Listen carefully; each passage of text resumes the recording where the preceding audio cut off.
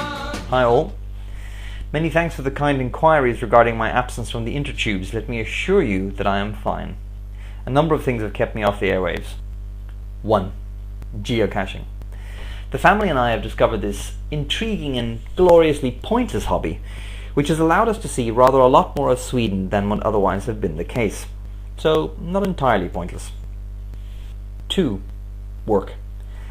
There is a major project which is gradually approaching its glacial climax and has been doing so for the last 3 months.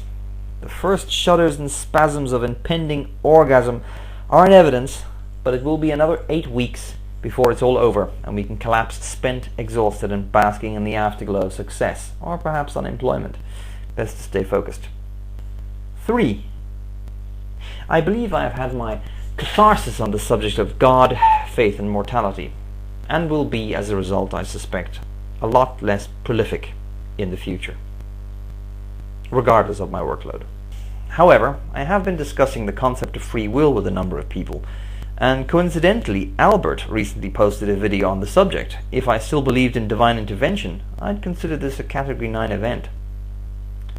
If you haven't given it much thought, watch his excellent video. It's posted in the upper left-hand corner. Now, free will is a pretty interesting subject these days, what with MRI scans, advances in neurology, and people choosing to watch Survivor. But I wanted to expand on the topic a little in the context of the justice of God. As society has become more knowledgeable, we have also become more humane. Now, leaving aside the obvious and temporary insanity of war, there is no doubt that developed societies are internally far more humane in their treatment of one another than has ever been the case in recorded history. People have never enjoyed the scale of rights, protections and access to redress in evidence today in the EU, the US and India, for example. There is a clear causal link between knowledge and how we treat crime, for example.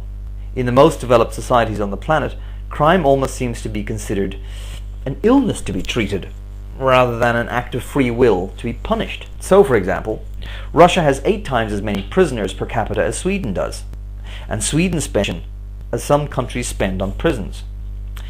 Other than the rather anomalous US stats, this trend is generally borne out. Check the link on the left.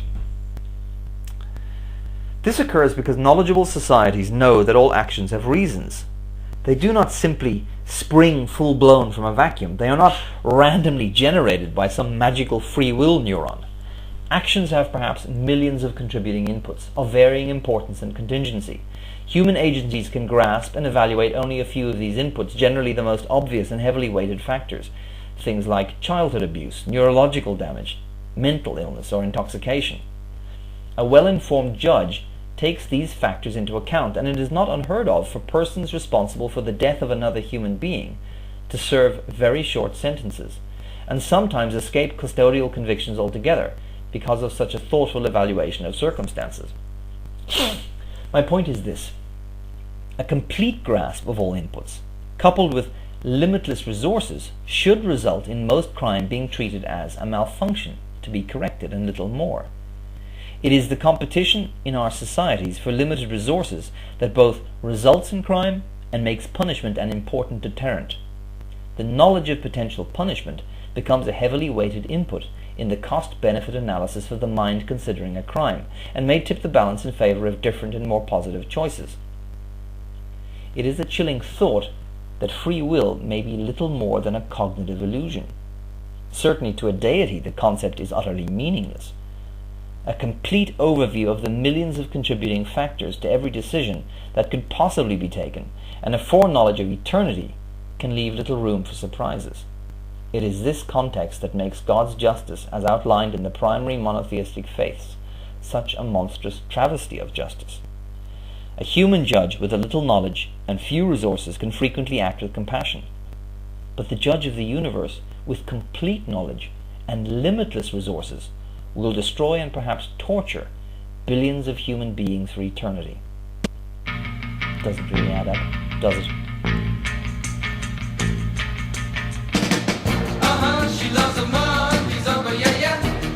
She loves the monkeys on the whoa. She loves the monkeys on the. And the monkeys uncles ate for me.